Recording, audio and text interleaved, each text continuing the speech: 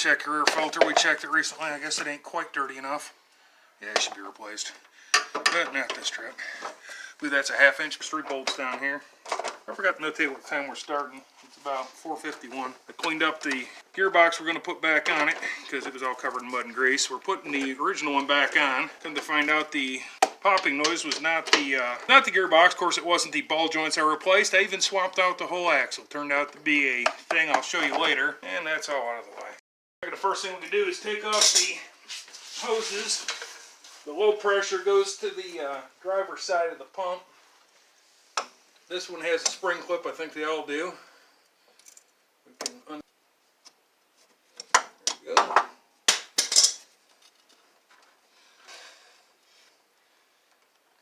You can get me hollering when it comes off all over the place. Yep, here it goes. What a mess. This is a low pressure return line I'm draining. As I was saying, might be a good idea to wait until after you got everything else loose before you undo the lines, but since they're loose, the lines take 18 millimeter. They're hard to see because this hose is in the way, radiator hose.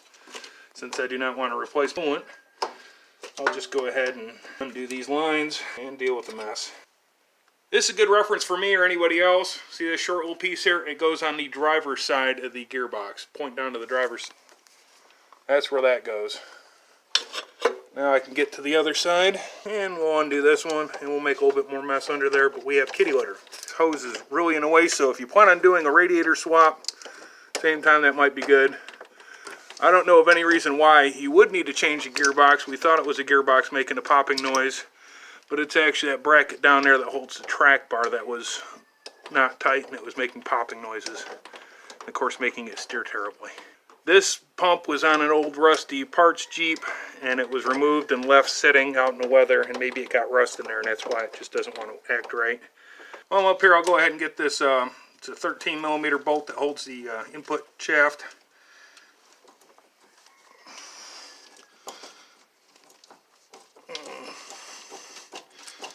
There we go. Hi, back. I wasn't invited? Oh no, not what we were trying to make an instructional video, not a comedy. My sister will make noise for the video. She makes artistic type stuff. Of course, castle bolt, you got to remove the cotter key. Got a 3/4. It might be something in millimeters, but I'll go ahead and get her loose. If you've ever worked with these type of joints, they're tapered, and I've ruined stuff trying to get them to separate different ways. And what my mechanic taught me, especially one time after I broke a bunch of stuff getting it to him, he simply took a couple whacks with a hammer in the right spot, and it comes right loose.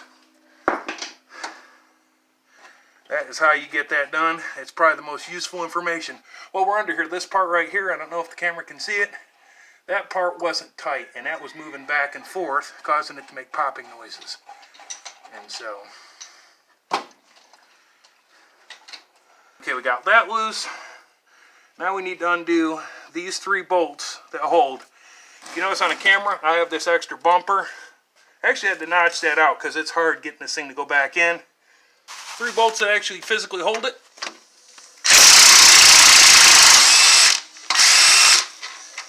.16 millimeter.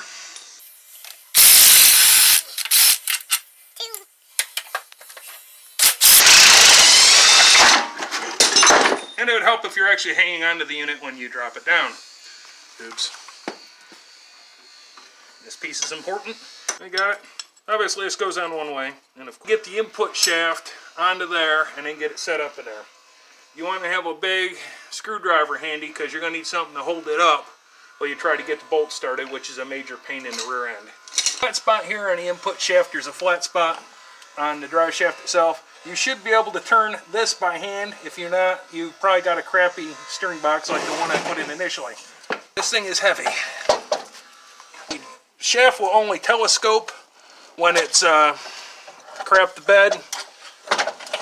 You have to put that in first. And at some point in time, you need to put in this piece. Where'd that Phillips head screwdriver go? What's that? Yeah, no, I didn't have much help last time though, too. Oh, look at that. Driver's got it kind of set into place. Now you do the most miserable thing of trying to get the bolts starting. It's really hard to get the bolts in. Weirdly enough, they came in real easy. However, we had to review our video footage to see where and how the last one went. When I dropped out the steering gearbox, because I was busy making a movie and not paying attention to what the heck I was doing, it kicked this thing out to the back of the vehicle. This is a Harbor Freight tool, and it's actually been quite good. If you get one of these, make sure to get the extended warranty. I dropped an axle on it right away. Good and tight. Alrighty. This part down here, you'll need to have a friend turn the steering wheel. And so, I guess, friend, maybe you can pause that and turn the steering wheel. Alrighty, so I had to turn the steering wheel because it didn't quite line up the way we had it. And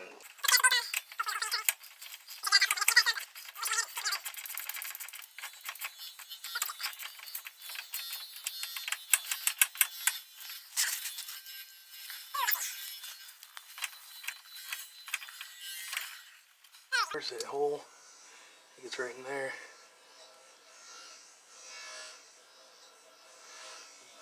More.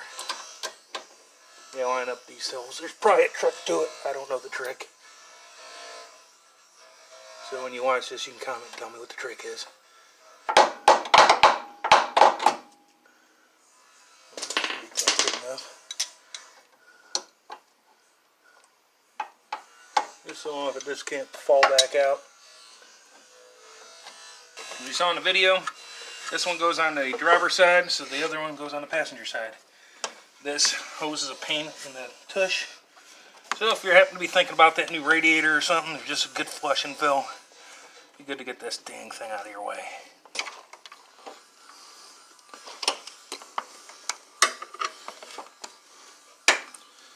And as you can see, this hose is a pain. I guess that is tight. I don't know if I can get the other piece on there now.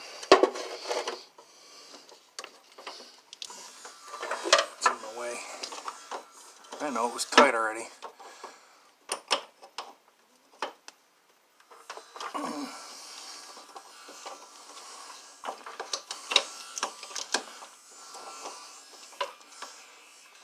Probably I'll put this one back in, then you don't have those stupid lines in your way.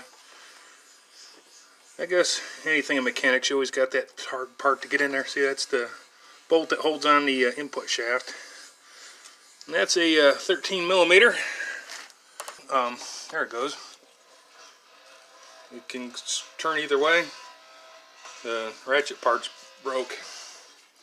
Guess I'll have to do it the old-fashioned way. Guess we'll need to contact Stanley, see about getting a warranty on that. Now tighten this stupid thing up. And once again, this goes on the driver's side. I got the hose disconnected. Maybe it'll be not quite as miserable. And of course, when you do the pressure side, you got to make sure it's not in the way of this side. Alright, now you can go out the light. Oops. Oh, I got greasy on it. Sorry. Bingham level. Oh, there we go. That's on there. This is all set. Alright, I think we're ready to go up top and dump some fluid in it and make a bigger mess. Just use a funnel so you don't make a mess, but being my Jeep's already terribly messy. Okay, I need the light in the top.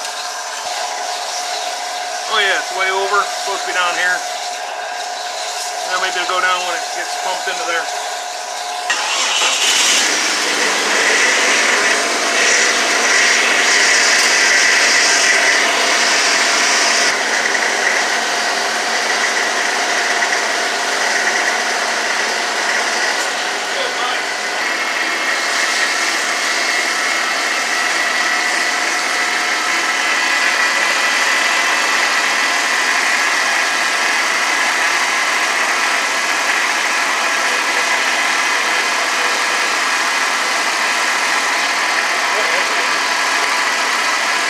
Why is it creamy?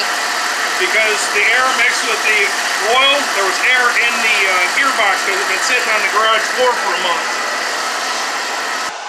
3 bolts, pretty simple.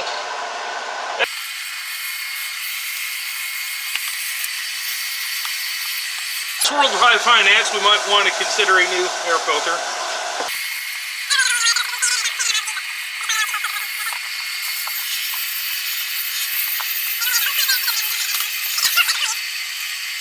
Finish time, 6:02. About an hour, and that's stopping to talk to people and help mother. You can get a picture of that. It's funny too. Look at what I got done. Wow.